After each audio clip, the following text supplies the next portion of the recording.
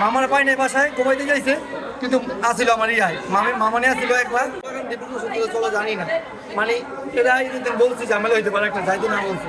পরশু দিন রাত্রে আমি বাইক একলা রাত্রেও যাইবো, মিল্টন মল্লিক জেলে দেখা চলছে, চাচা বাইকে দেখতে যাইবো, আর একসাথে চলছে, এখন তো চলে না বা রাজনীতির ভিতরে এরকম যায় না। মেয়ে হয়েছে ভালো হয়েছে, আর একটা বাচ্চা পেটে আছে 7 মাসে, ঠিক আছে মামা অন্যরকম হয়ে গেছে।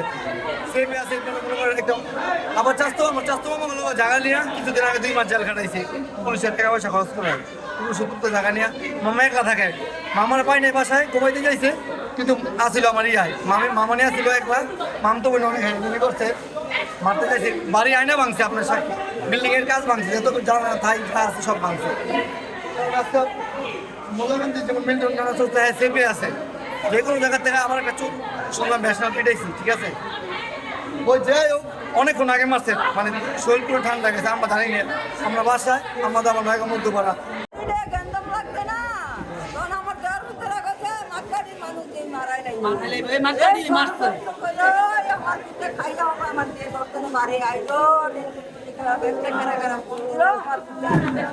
মারামারি লাগবে, মারামারি লাগবে মানে